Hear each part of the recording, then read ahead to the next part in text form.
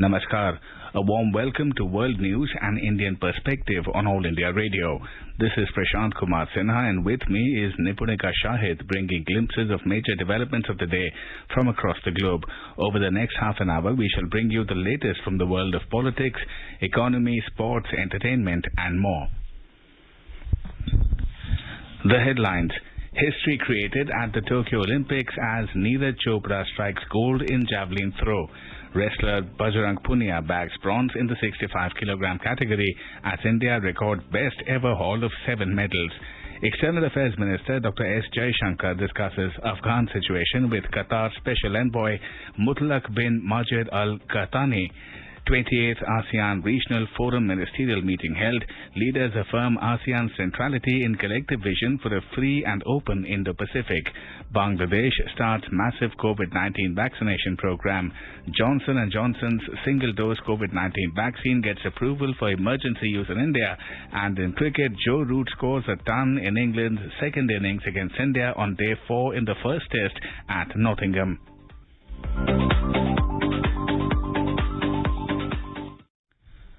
As the nationwide free COVID-19 vaccination campaign at government facilities for those above 18 years is underway, we advise our young listeners to get vaccinated and to help others to get vaccinated. We also advise our listeners not to lower their guard as COVID-19 remains a threat to our health. Please stay at home unless it is essential to go out and continue to follow these 3 simple steps. Wear a face mask, maintain 2 gaz ki doori for social distancing, and focus on hand and face hygiene. For any COVID-related information and guidance, contact national helpline numbers 011-2397-8046 and 1075. Now the news in detail. At the Tokyo Olympics, Neeraj Chopra scripted history by winning India's first ever gold medal in the javelin throw event. Congratulatory messages poured in from President Ramnath Kovind, Vice President M. Venkaiah Naidu, Prime Minister Narendra Modi, and Sports Minister Anurag Thakur to Neeraj on his remarkable feat. With a mighty throw of 87.58 meters, Neeraj Chopra became only the second Indian to win an individual gold in the Olympics. Neeraj outperformed his competitors, which included tournament favourite Germany's Johannes Vetter by a significant margin. Czech throwers Jakub Wadlesc and Vitezslav Vesely took the silver and bronze medals. And he has let it fly. It's out there. He's not going to bet at what he's already done because he doesn't need to. He is an Olympic champion. Neeraj Chopra, India. The skies of Tokyo reverberated with India's national anthem on the death anniversary of its composer, Nobel laureate Rabindranath Tagore, due to Neeraj's feat. The 23-year-old from Khandra village near Panipat in Haryana produced the second throw of 87.58 meters in the finals to stun the athletics world and to end India's 100-year wait for a track and field medal in the Olympics. Chopra won the country's 7th medal and first gold in this Olympics and joined shooter Abhinav Bindra, who won gold in the 2008 Beijing Games, as India's individual gold winners in the sporting showpiece. With this, the country surpassed the previous best haul of 6 medals in the 2012 London Games. Neeraj Chopra will be carrying the flag for India at the Tokyo Olympics closing ceremony. Sports Minister Anurag Thakur said Neeraj Chopra is India's golden boy. Mr. Thakur said India's Olympic history has been scripted. The minister said Neeraj Chopra's superbly soaring throw deserves a billion cheers. Historic win, a great achievement, highest ever tally in Olympics. At the same time, I think he has done a fantastic job. Let me congratulate Neeraj Chopra on behalf of 135 crore Indians. He has brought this medal not only for India, but I think it's a great hope for the upcoming generations to inspire a lot of young people to play sport and to win more medals in future. The parents of golden boy Neeraj Chopra have expressed their feelings on the victory of Neeraj. Satish Chopra and Saroj Devi, the father and mother of Neeraj, have said their son has fulfilled the aspirations of the country. Satish Chopra said Prime Minister had spoken to him on making the country proud. Neeraj ji, namaste. और बहुत बहुत बधाई आपको. आज Olympic समापन की दिशा में जा रहा है और आपने देश को खुश कर दिया. हाँ, बस सोने का है, वही ताकि बस ये मेरा लास्ट है. सबसे लास्ट ये है कि मैं इंडिया से तो बस कुछ अच्छा करना है और गोल्ड जीतना और तो बहुत बड़ी की बात है. बहुत अच्छा लगा और मुझे लगता है कि सभी जो अपने भारत और जो अपने लोग देख रहे थे उनकी बहुत दुआएं और उनका सपोर्ट था पीछे से इतने ज्यादा लोगों का तो शायद उसी ने मुझे यहाँ पे आज बुलाया है. Earlier in the day, wrestler Bajrang Punia bagged a bronze medal in the 65 kilogram category. Bajrang Punia of India, the last few seconds are disappearing, and the 27-year-old takes another wrestling medal back to Haryana State. He floored Niaz Bikov Daulat of Kazakhstan 8-0 today. President, Vice President, Prime Minister and Sports Minister congratulated Bajrang Punia on winning the bronze medal at the Tokyo Olympics. Young Indian golfer Aditi Ashok narrowly missed the bronze medal. In a sensational fourth and final round of a women's individual stroke play event, despite a stunning performance, Aditi missed the medal by one stroke and finished fourth. Two Myanmar citizens were arrested on Thursday in New York for plotting to harm or kill the Myanmar ambassador to UN, Kyaw Moe Tun. The ambassador was earlier removed by the military government of Myanmar from his post for publicly denouncing the military takeover in his speech at the UN.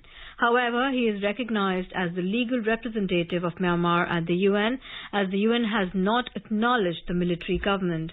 The arrested persons have been charged for conspiring with an arms dealer in Thailand who sells weapons to Myanmar military to kill or injure Myanmar's ambassador to the UN, Reuters quoted the American authorities. Both have been charged with one count of conspiracy to assault and make violent attacks upon a foreign official. The accused Myanmar citizens were offered money by the Thailand arms dealer to hurt the ambassador to force him to step down. If he did not agree to step down, they were given a plan to tamper with his car to cause a crash. According to the complaint, money was also received by the accused for undertaking the attack. The 28th ASEAN Regional Forum ARF ministerial meeting was held on Friday. The meeting coincided with the 76th remembrance of the dropping of the atomic bomb on Hiroshima. Japan's Foreign Minister, Mr. Motegi Toshimitsu, addressed the meeting and expressed his determination that Hiroshima and Nagasaki must never be repeated.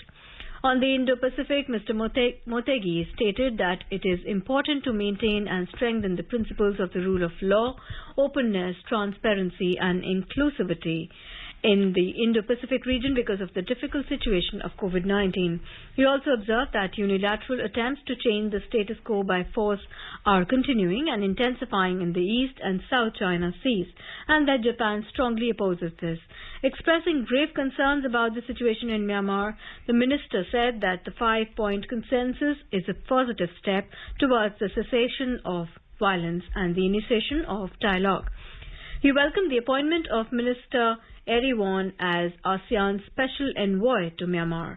The event also marked the 54th anniversary of the ASEAN. U.S. Secretary of State Antony Blinken also attended the meet. In a statement, Mr. Blinken reaffirmed the United States' commitment to ASEAN and underscored the central role ASEAN has in the collective vision for a free and open Indo-Pacific. Meanwhile, the U.S. State Department on Friday announced the addition of 5 alleged militants to its specially designated global terrorist list. This will block any ownership or interest in U.S. properties that they hold, designating leaders of ISIS Mozambique, JNIM and Al-Shabaab. The list includes Ponomade Machude Omar, the senior military commander of Islamic State's affiliate in Mozambique. The list also included Sidang Hitta and Salem Old Al-Hassan, senior leaders of Mali-based Al-Qaeda-linked Jamaat Nusrat al-Islam wal Muslimin, Al-Muhammad Rage and Abdikar Muhammad Abdikadir, leaders of the Al-Shabaab group of Somalia. Mr. Blinken said that Omar led a group of extremists who killed dozens of people in an attack on the Amarula Hotel in the town of Palma in March. He is also responsible for attacks elsewhere in Mozambique and in Tanzania. In Afghanistan, the Taliban captured the provincial capital of Zaranj, which is a major trading hub near the Iranian border. According to reports on Friday, a police spokesperson in southern Nimroz province said that Zaranj had fallen to the hardline Islamist group due to a lack of reinforcements from the government. The UN's Special Envoy for Afghanistan, Deborah Lyons, said that the war there had entered a new deadly earlier and more destructive phase. Meanwhile, the US has strongly condemned the assassination of Dawa Khan Manipal, the director of the Afghan Governmental Information Media Center. In a statement, the White House said that the murder follows the bombing attack in Kabul earlier this week that targeted the acting Afghan defense minister. White House spokesperson Jan Psaki said that such actions are not going to get the Taliban the international legitimacy that they seek. The statement added that it's very much in Afghanistan's neighbors' interest to invest renewed energy into a peace process that promotes a peaceful Afghanistan and a stable region. Meanwhile, External Affairs Minister of India Dr. S. Jaishankar met Qatar Special Envoy Mutlaq bin Majid Al Qahtani on Saturday. They shared the Indian perspective on recent developments in Afghanistan. In a tweet, Dr. Jaishankar said that the rapid deterioration of the security situation is a serious matter. He added that a peaceful and stable Afghanistan requires that the rights and interests of all sections of society are promoted and protected. Johnson & Johnson's single-dose COVID-19 vaccine has been given approval for emergency use in the country. In a tweet, Health Minister Mansukh Mandaviya said, now India has 5 emergency use authorization vaccines. He added that this will further boost the country's collective fight against COVID-19. Bangladesh started a mass COVID-19 vaccination program on Saturday. The campaign aims to vaccinate about 32 lakh people between the 8th of August to the 12th of August across the country. In order to allow a maximum number of people to take advantage of the campaign, the government has allowed people to come to the vaccination center with their national identity document NID cards without getting registered in advance on the Surokkha app. People above 25 years of age are eligible to take the vaccine during the campaign. Earlier, the government had announced that people above 18 years will be vaccinated, but later it was changed due to logistical and practical reasons.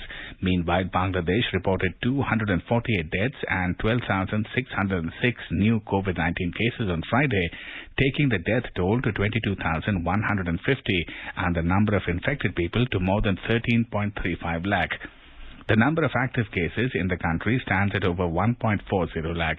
The sample positivity rate showed a decline on Friday at 26.25% from a level of 27.12% on Thursday.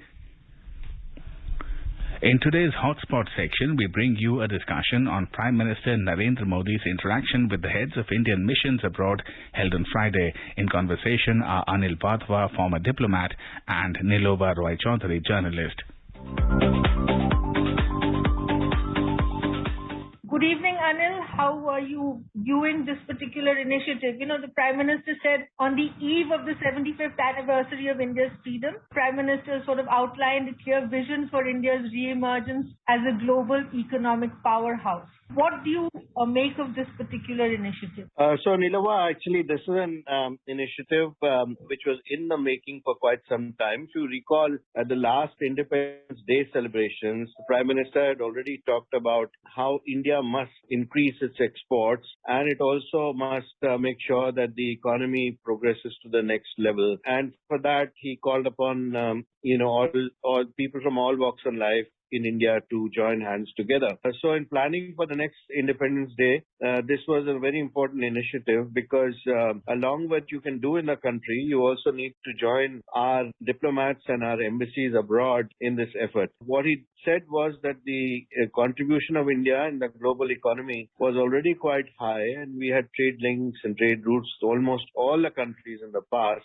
But we need to make sure that we have a roadmap for the future to boost our exports and explore new destinations and opportunities. And for achieving this, the role of exports, he said, was very important. Then again, it's very important, he said that India, because it has the potential in services and in agriculture exports, so we should focus on these. And he also said that there's a need to ensure access according to international demand and focus on innovation, research and development. So in other words, 4 important pillars that he laid out. One is to increase in manufacturing, which is qualitatively competitive. Second is to minimize the logistics cost. Third is to work in collaboration. And the fourth, to identify international market for Indian exports. So he has requested the heads of missions abroad to see how they can contribute to this effort. And it was a very interesting thing in which he said, can each sort of large country add a few more products or, exports, raise the export bar a little. So according to you, how would this really happen? So I think it's tied up a lot to the initiatives that India has already taken in this regard by way of Atmanirbhar Bharat, for instance, the Make in India initiative earlier, which was the main plank of the Modi government in 2014 onwards, and also the initiatives that have been taken recently, like the PLI scheme, the Emergency Credit Line Incentive Scheme, and others, basically trying to make sure that India continues to attract foreign direct investment, also to make sure that India continues to have access to high technology in order to produce in India, and not only produce in India, but also produce in India for the world, which can also only be possible if the goods that are produced here are of a certain quality and standard. So for this to happen, you have to have the entire cycle in place, which is working well. Not only the cycle in place, but also making sure that the access of the exporters to our ports are also taken care of by making sure that the transportation links and our links which actually enhance the exports are all working in sync. And for that, again, you need the collaboration of the states. It's not just the center alone, which can put forward initiatives or schemes, but you also need the states to implement them properly. And that is why this time, if you notice, we had representatives from the states, we had export promotion agencies, about 20 different ministries of the government which are involved in this export effort, led by External Affairs Minister and the Commerce and Industry Minister and Textile Minister, and of course, all the other stakeholders, which are very important for this purpose. So all these cogs have to work in unison if the export performance has to increase. I'm very glad that there is a new target which is set at $400 billion US. Now, as you know, India has been exporting around $300 billion US or so. The best that we've been able to do is about $340 billion if you look at the previous 10 years or so. But this year, it looks like India would actually reach its target. Why? Because in the first 4 months itself, about $135 billion US worth of exports have taken place. And so we are well on track towards this target. If all goes well and if the Indian economy is not hit by another wave of the pandemic. I thought this particular point that the Prime Minister made to the heads of missions abroad was that, can we add 5 new destinations in the year of celebrating 75 years of our independence. How exactly do you think that this can work? In the sense that he's obviously referring to the larger countries, say a Britain or a France or this side maybe a Korea or otherwise. How can the heads of our missions in these countries actually sort of reach out to try and work something along these lines? Or it's probably something that you would have tried when you were in Italy, for example. I can talk from that experience and tell you that investments, in particular between India and Italy, had gone on the back burner because of the Marines issue between the two countries. From massive investor in 2009 to the period of 2012 when Italy was at its peak, and probably the second largest investor from Europe at that point in time, it went down to number 6 or 7 within a matter of 3 to 4 years. So our focus, of course, from the Indian point of view, was to then focus on areas of potential which could be revived easily because of the interest that the Italian industry had in India in those sectors, and at the same time to make sure that they got a level playing field back home, did not feel as if they were from a country which was in dispute over the Marines issue with India at that point in time, and for that to make matters smoother for Italian investors. So that means that you actually reach out to segments within the industry in Italy, and as you know that Italian small and medium enterprises are also very important, as is the Indian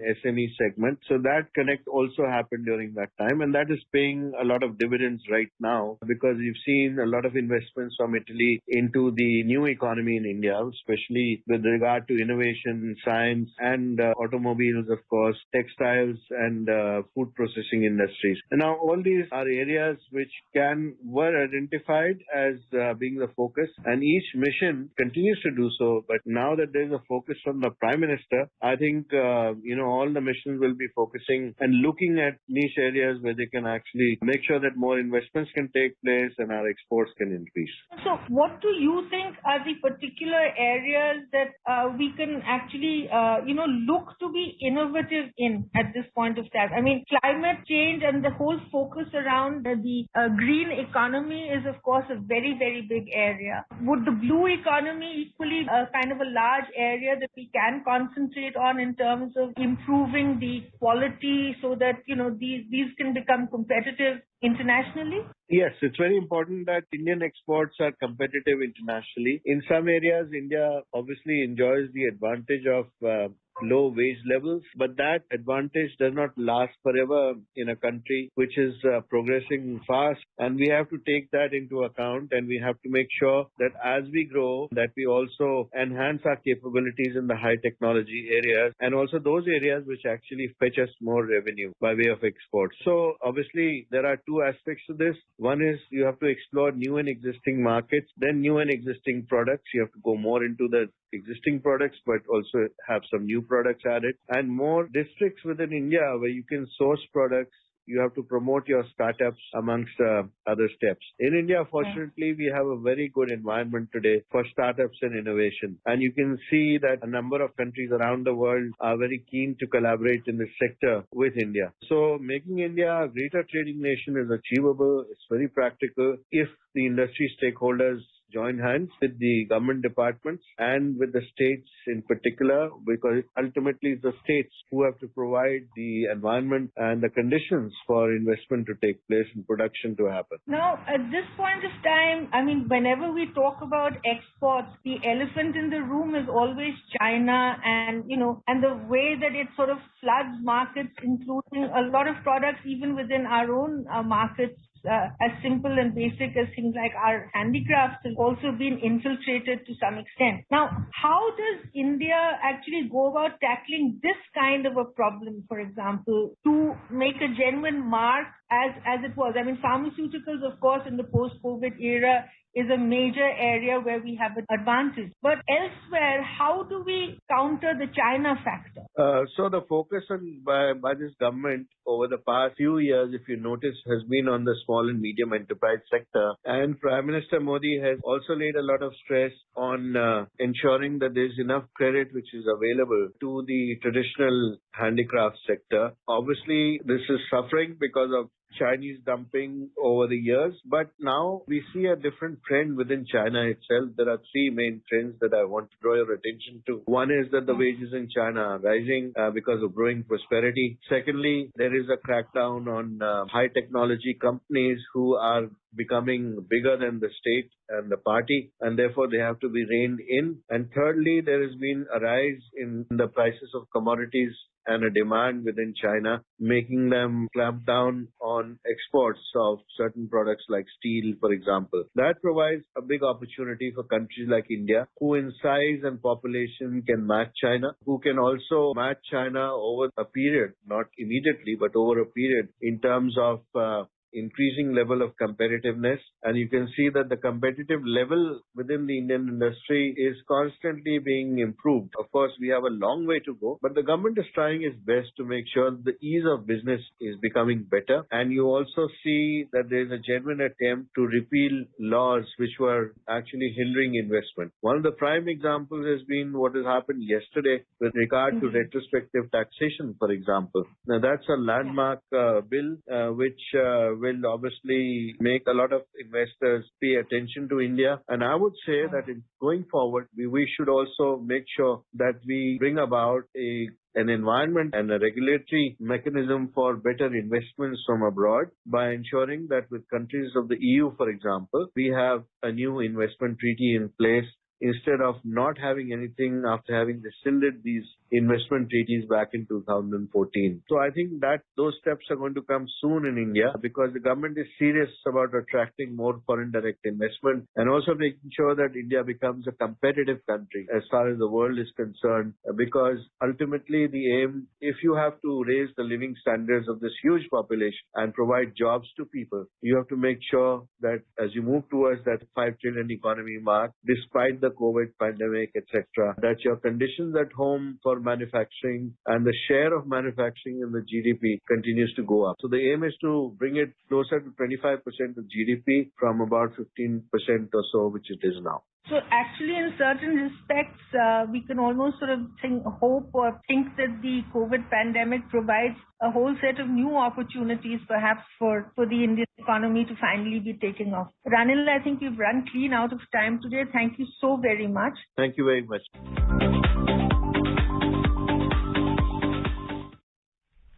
This is All India Radio giving you the world news. For quick news updates round the clock, follow us on Twitter @AIR News Alerts. In cricket, England have set for India a target of 209 runs to win the first test match at Trent Bridge in Nottingham, England. Joe Root starred for the hosts with a splendid 109 as England's batsmen kept India on the field for most parts of day 4. For India, Jasprit Bumrah picked up a 5-wicket haul while Mohammad Siraj and Shardul Thakur got 2 wickets each. Root got his 21st Test 100 with a straight drive for 4 of Shardul Thakur in the third session and broke into ecstatic celebrations. Earlier, Root and Bairstow did not let England's scoring rate slide even after Jasprit Bumrah gave India their first breakthrough after lunch by dismissing Dom Sibley. England were 25-0 at the end of day 3, trailing by 70 runs in the first test match against India at Trent Bridge, Nottingham. India posted a score of 278 runs in the first innings in response to England's 183, taking a lead of 95 runs. Now let us take a look at the major developments around the world as reported in the foreign press. Washington Post reports negotiators strike deal on spending Virginia's $4.3 billion in federal coronavirus aid. Wall Street Journal writes vaccine mandates in the US and Europe are fueling an online black market for bogus COVID vaccination cards. South China Morning Post reports that Hong Kong schools remove books at risk of breaking Beijing decreed national security law. Sputnik News writes UK Prime Minister Boris Johnson resumes trip to Scotland and won't be self-isolating after staff member contracts COVID. And Himalayan Times report Nepal Prime Minister Deoba appeals to public to adopt safety protocols amid fears of a third national COVID-19 outbreak. The 7th of August is celebrated as National Handloom Day, a symbol of India's rich and varied cultural heritage. Handloom is an important sector providing livelihood in rural and semi-rural parts of our country. The day commemorates the August 7th, 1905 movement that encouraged indigenous industries and the spirit of Swadesh, which included handloom weavers amongst its fold. In 2015, the Union government decided to designate the 7th of August every year as National Handloom Day. The first NHD was inaugurated by Prime Minister Narendra Modi in Chennai. Functions celebrated NHD have since been held at Varanasi, Guwahati, Jaipur and Bhubaneswar. In the 75th year of independence, the Prime Minister has urged all to buy Indian handloom products and showcase their grandeur by associating with #MyHandloomMyPride. A quick look at the headlines once again. History created at the Tokyo Olympics as Neeraj Chopra strikes gold in javelin throw. Wrestler Bajrang Punia bags bronze in the 65 kg category as India records best ever haul of 7 medals. External Affairs Minister S. Jaishankar discusses Afghan situation with Qatar Special Envoy Mutlaq bin Majid Al Qahtani. 28th ASEAN Regional Forum Ministerial meeting held. Leaders affirm ASEAN's centrality in collective vision for a free and open Indo-Pacific. Bangladesh starts mass COVID-19 vaccination program. Johnson & Johnson's single-dose COVID-19 vaccine gets approval for emergency use in India. And in cricket, Joe Root scores a ton in England's second innings against India on day 4 in the first test at Nottingham. India is celebrating the 151st birth anniversary of Mahatma Gandhi. Before we end, let's listen to his favorite bhajan, Vaishnav Bhajan, by artists from Côte d'Ivoire on their national day.